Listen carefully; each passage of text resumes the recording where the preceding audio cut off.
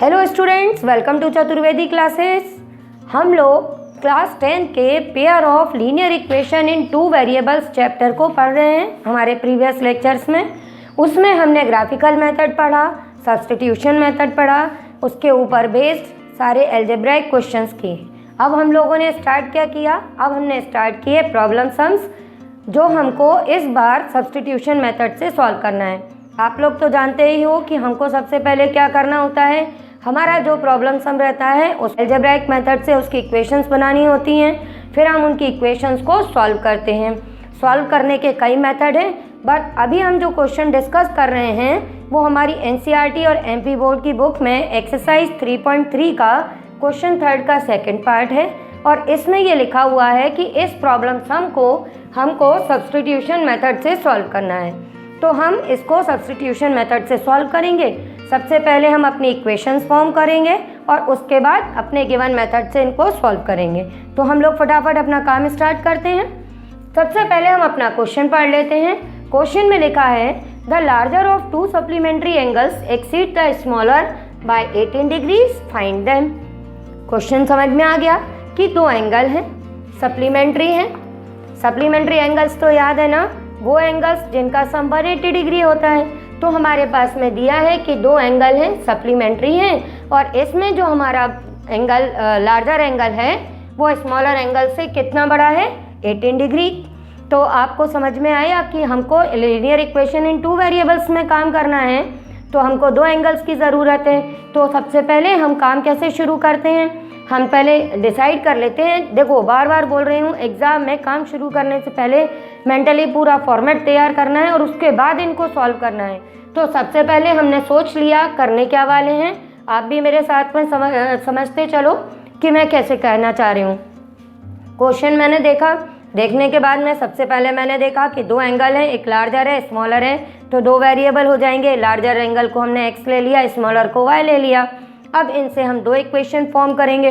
दो equation form करने के लिए हमको क्या क्या चीज़ों की ज़रूरत पड़ी। पहली कंडीशन, सप्लीमेंट्री एंगल, वो एंगल्स जिनका सम 180 डिग्री होता है। तो हमारी पहली इक्वेशन हमने फॉर्म कर ली। और दूसरी इक्वेशन के लिए यहाँ पर जो इनमें रिलेशन दिया है कि दोनों एंगल्स के बीच का डिफरेंस कितना है, 18 डिग्री। ठीक है, आपको समझ में आ गया। अब हम लोग फटाफट काम शुरू करते हैं। पहले जब क्वेश्चन समझ में आ जाता है उसके बाद हम जब सॉल्व करते हैं तो जल्दी काम होता है। हमने स्टार्ट कहाँ से करना है, let the larger angle B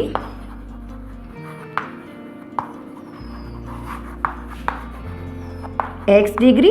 देखो, ये मैं बार बार बताती जा रही हूँ कि किसी भी प्रॉब्लम सम में आप जब भी कोई काम करते हैं तो उसकी यूनिट ज़रूर लिखें, उसको लिखना ज़रूरी होता है। और इसके बाद में हमने लिखा हमारा स्मॉलर एंगल,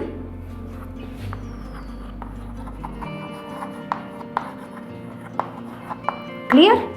अब अकॉर्डिंग टू द क्वेश्चन हमको इक्वेशंस बनानी है, तो हमने इक्वेशन शुरू की अकॉर्डिंग टू द क्वेश्चन। देखो, जैसे मैंने फॉर्मेट बना लिया फिर मैंने लिखना शुरू किया तो मैंने फटाफट लिखते चले जा रही हूँ। ऐसे ही अगर आप पहले से सोच चुके हैं कि आपको करना क्या है तो एग्जाम में आप भी स्पीड से ऐसे ही करते चले जाओगे। पहली इक्वेशन के लिए हमने क्या यूज़ करना है, सप्लीमेंट्री एंगल। तो लो, हमारी पहली इक्वेशन बन गई x + y = 180 डिग्री, क्योंकि सम ऑफ सप्लीमेंट्री एंगल्स 180 डिग्री होता है। और सेकंड इक्वेशन के लिए जैसे हमको दिया हुआ है कि दोनों एंगल्स के बीच का डिफरेंस कितना है, 18, तो हमने यहाँ से सेकंड इक्वेशन बना ली। अच्छा, एक चीज़ और है कि जैसे हमने यहाँ पे मेंशन किया है larger angle, smaller angle x and y। In any case आप मान लेते हैं कि let the angles be x and y, तो वहाँ पे आप कंडीशन ज़रूर लिख के आएंगे कि x > y, अगर आप लार्जर और स्मॉलर नहीं ले रहे हैं। और अगर आपने डायरेक्ट मेंशन किया है तो आपको लिखने की ज़रूरत नहीं है। तो इस तरह से हमारी दोनों इक्वेशन बन गई। अब हम जानते हैं कि linear equation in two variable में दोनों इक्वेशन बनने के बाद में हमको उनको सॉल्व करना है, और सॉल्व करने के लिए कई मेथड हैं। पर अगर हमारे क्वेश्चन में मेंशन किया गया है कि आपको इस मेथड से करना है तो आप किसी और मेथड से नहीं करना, नहीं तो आपको वो मतलब केवल आंसर के मार्क्स मिल जाएंगे पर मेथड के मार्क्स नहीं मिलेंगे। अब हमको सब्स्टिट्यूशन मेथड से सॉल्व करना है, तो हम सब्स्टिट्यूशन मेथड के लिए क्या करते हैं, सबसे पहले हम कोई भी एक इक्वेशन चूज़ कर लेते हैं। जैसे मैंने चूज़ की from equation first, we get, अब हमारी फर्स्ट इक्वेशन है x plus y is equal to 180 degree, है ना। तो यहाँ से हमने x की वैल्यू फाइंड की, तो ये क्या आ गई 180 डिग्री माइनस वाई, और इसको इक्वेशन 3 लिख दिया हमने।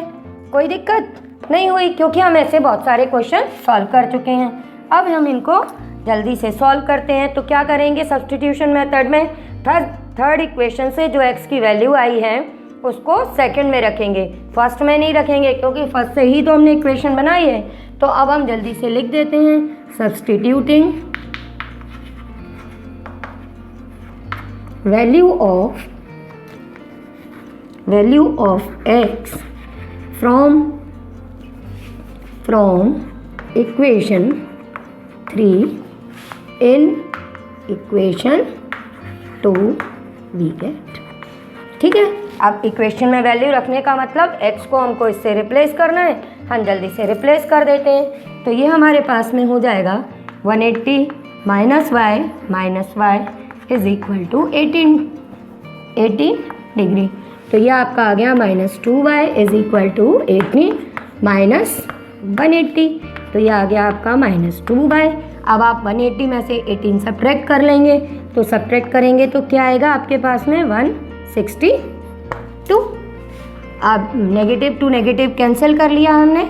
अब यहाँ पर y की वैल्यू आ गई 162 डिवाइडेड बाय 2, कैंसिल किया, ये आ गया हमारे पास में 81 डिग्री। तो ये y की वैल्यू आ गई हमारे पास में 81। अब हमको x की भी निकालनी है, तो उसके लिए हम क्या करेंगे, y की ये वैल्यू इक्वेशन 3 में रख देंगे। तो अब हम लिखेंगे substituting y is equal to 81 degree in equation 3। ये y की वैल्यू आप फर्स्ट सेकंड थर्ड किसी भी इक्वेशन में लिख सकते हैं। मैं थर्ड में इसलिए लिखती हूँ क्योंकि मैंने ऑलरेडी उसको इन टर्म्स ऑफ x लिख रखा है, तो मेरे को x की ही वैल्यू चाहिए, तो मैं ज़्यादा परेशान ना हूँ, इसलिए इसको इस तरह से किया और ये हमारे पास में आ गया 99 डिग्री। अब आंसर हमने निकाल लिया है। अब हमारा अगला काम क्या है, एग्ज़ाम में अपने आंसर को प्रॉपरली लिख के आना। तो ये करने के बाद में आप अपना आंसर कैसे मेंशन करोगे, ये यहाँ पर जो हमने सपोज किया था, आंसर लिखते टाइम हम यहाँ पे लिख देंगे अपना आंसर कि द लार्जर एंगल, जो हमने x लिखा था उसको x की वैल्यू से लिख देंगे 99 degree is equal to 99 degree and smaller angle is 81 degree. तो इस तरह से हमारा क्वेश्चन कंप्लीट हो जाएगा। फिर भी कोई डाउट हो तो मेरे व्हाट्सएप नंबर है वीडियो के एंड में, आप मेरे को अपने डाउट्स बताइए, मैं उनको क्लियर कर दूंगी।